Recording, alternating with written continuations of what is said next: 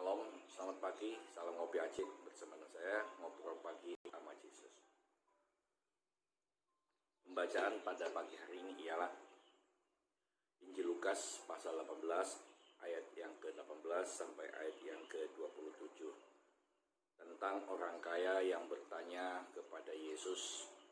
Ya, mengatakan demikian, ada seorang pemimpin bertanya kepada Yesus, katanya, "Guru yang baik, apa yang harus aku perbuat untuk memperoleh hidup yang kekal?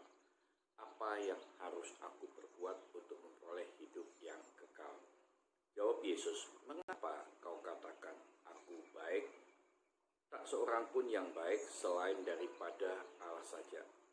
Engkau tentu mengetahui segala perintah Allah. Jangan berzina, jangan membunuh, jangan mencuri, jangan mengucapkan saksi dusta, hormatilah ayahmu dan ibumu."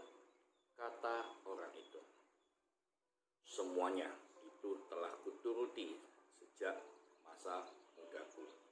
Mendengar itu, Yesus berkata kepadanya, "Masih tinggal satu hal lagi yang harus kau lakukan. Jualah segala yang kau miliki dan bagi-bagikanlah itu kepada orang-orang miskin, maka engkau akan memperoleh harta di surga. Kemudian datanglah kemari dan ikutlah aku." Datanglah kemari dan ikutlah aku. Ketika orang itu mendengar perkataan itu, yaitu menjual untuk orang miskin, saudara, lalu ia menjadi amat sedih sebab ia sangat kaya.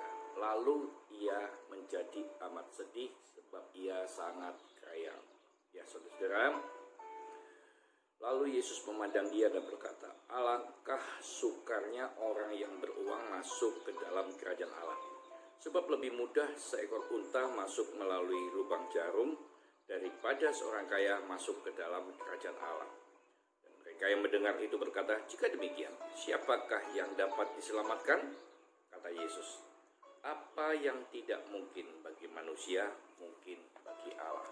Saudara, percakapan Tuhan Yesus dengan seorang pemimpin yang kaya ini bukan memberi arti bahwa orang kaya itu tidak boleh masuk surga.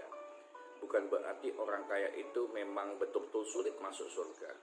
Saudara, tetapi yang sulit untuk masuk menerima kehidupan kekal atau masuk dalam kerajaan surga ialah mereka, ya saudara, mereka yang mempertahankan kekayaan duniawinya dan tidak mau menukarkan dengan kekayaan yang kekal, yaitu surga.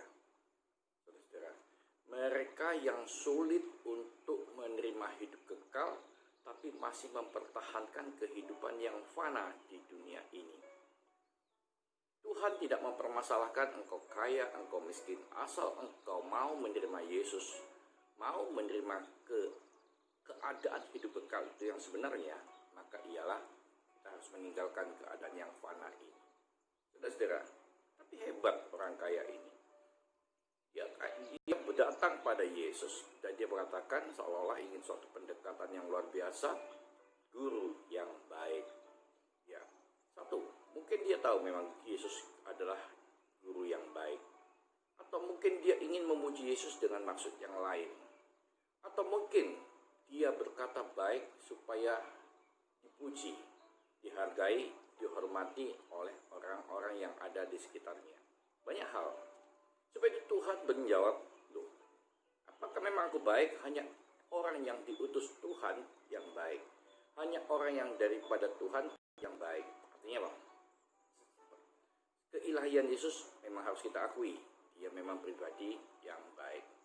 Nah, saudara, hanya Allah yang baik dan kita bisa juga menjadi orang baik ketika kita berasal dari iman yang percaya pada Tuhan Yesus. Nah, saudara yang dikasih Tuhan, ada hal yang lain. Ketika dia berkata, bagaimana aku memperoleh hidup yang kekal? Bagaimana aku menjalani hidup yang kekal? Tuhan mengatakan, ya, kau jangan berzina. Wow, aku memang gak berzina Tuhan. Aku ini adalah orang yang hebat, pemimpin yang hebat, tidak mungkin. Ya. Kalau begitu kau jangan membunuh. Wah, saya nggak pernah membunuh. Saya ini orangnya suka menolong. Ya. Lalu dikatakan jangan mencuri. Ya, nggak mungkin lah Tuhan aku orang kaya, gak mungkin aku mencuri. Ya saudara, aku bahkan membagi-bagi ya untuk supaya membagi sedikit kepada orang, dan mungkin aku sudah mengamankan hal ini dari pencuri, saudara. Lalu mengatakan jangan menjadi saksi dusta. Wah, nggak mungkin dong, saudara. Tidak mungkin aku melakukan itu. Ya, saudara. Lalu hormatilah ayah dan ibumu, lingkupan keluarga. Lalu orang kaya ini mengatakan itu sudah aku lakukan sejak aku masih muda. Ya. Mungkin dia dididik untuk mencintai orang tua, dia mungkin dididik untuk bekerja sehingga bisa menghasilkan uang yang banyak. Tetapi ketika Tuhan mengatakan ada satu hal yang belum kamu lakukan, juallah segala harta milikmu lalu berikanlah pada orang miskin. Bukan maksud Tuhan untuk orang ini menjual seluruhnya, tidak. Tapi Tuhan ingin tukarkan hidup kekal itu dengan sesuatu yang fana yang engkau pertahankan. Ya, jangan engkau mempertahankan sesuatu yang selalu ini kamu anggap sebagai satu-satunya pengharapan. Jangan kamu anggap lalu kamu pertahankan, kamu pegang kuat satu-satunya pengharapan. Itu bisa saja kekayaan, itu bisa saja tahta, itu bisa saja keluarga, itu bisa saja ya kekuatan-kekuatan yang ada dalam dirimu, pangkat, ya saudara, dan banyak hal yang kita pertahankan untuk tidak kita lepaskan dengan kehidupan kekal bersama Yesus. Ketika Tuhan menawarkan, setelah itu kamu ikut aku, saudara, ikut Tuhan. Seriuskah engkau ikut Tuhan? Seriuskah engkau betul-betul mengatakan aku ikut Tuhan? Nah saudara, ketika kita tidak bisa mempertahankan tidak bisa membuang segala apa yang kita pertahankan lalu ikut Tuhan, tidak mungkin kita bisa ikut Tuhan dengan baik. Nah saudara, seringkali kita kadang-kadang ikut Tuhan tapi masih menoleh ke belakang. Seperti istri Lot menoleh ke belakang. Ayat-ayat sebelumnya mengatakan demikian. Dan ya saudara, yang terjadi masih mempertahankan harta yang di belakang. Kalau ikut Tuhan, bagaimana? Ada kesulitan? Mungkin kita akan mengeluh seperti ayat berikutnya. Apa yang aku peroleh Tuhan, kata Petrus, setelah kami ikut engkau, saudara. Saudara, ikut Tuhan. Orang kaya ini mungkin akan berat ikut Tuhan. Mengapa? Karena dia mengatakan kepada dirinya, aku kaya, aku ikut Tuhan. Aku hanya bertanya tentang hidup kekal, lalu aku harus membagikan pada orang miskin, lalu ikut Tuhan. Oh ya, ikut Tuhan. Ini pertanyaan orang kaya. Lalu sedihlah orang kaya itu, dia meninggalkan Yesus. Lalu Tuhan mengatakan, orang kaya sukar masuk dalam kerajaan surga karena dia ingin masuk dalam kerajaan surga dengan instan. Kalau bisa Tuhan hidup kekal itu aku beli. Kalau bisa Tuhan pelayanannya aku beli. Tuhan kalau bisa ikut Tuhan yang aku beli. Semuanya dinilai dengan uang. Saudara dikasih Tuhan. Lalu Yesus memandang dia dan berkata, alangkah sukarnya orang yang beruang masuk ke dalam kerajaan Allah. Sebelum pergi Tuhan masih memandang orang ini. Waduh, kasihan ya. Seolah-olah Tuhan mengatakan kasihan. Tapi orang itu pergi begitu saja. Dia pergi meninggalkan Yesus.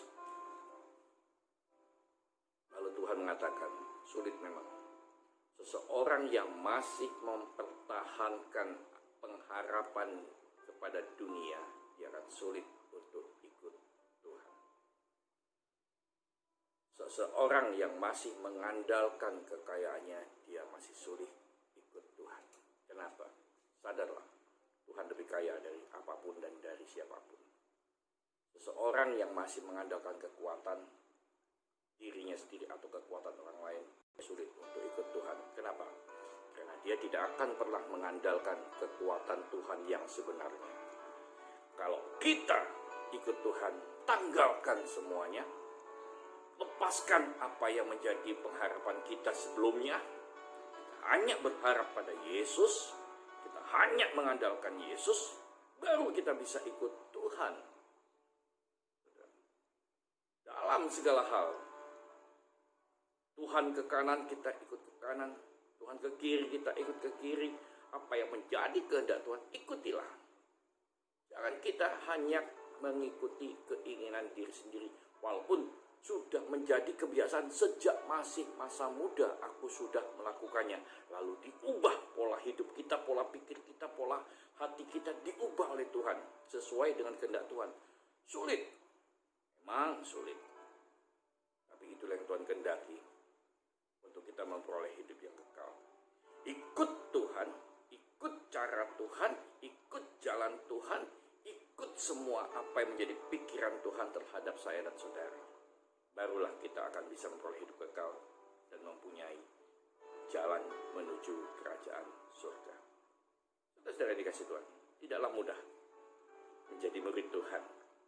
Tidaklah mudah untuk menjadi pengikut Tuhan yang sebenarnya. Jangan hanya karena ingin kaya lalu ikut Tuhan. Jangan hanya karena ingin terkenal lalu ikut Tuhan. Jangan karena hanya mudah mendapatkan sesuatu lalu ikut Tuhan. Tidaklah saudara. Punyalah pengertian, ikut Tuhan adalah ikuti cara Tuhan, pikiran Tuhan, kehendak Tuhan, dan apapun yang Tuhan inginkan bagi saya dan saudara, hanya untuk kemuliaan Tuhan saja. Tuhan Yesus memberkati kita. Mari ikut Tuhan hari ini, tanggalkan semuanya, karena kita harus melepaskan apa yang menjadi pengharapan kita dahulu sebelum ikut Tuhan. Dan setelah ikut Tuhan, kenakan pengharapan kepada Yesus Tuhan saja. Tuhan Yesus memberkati kita pada hari ini.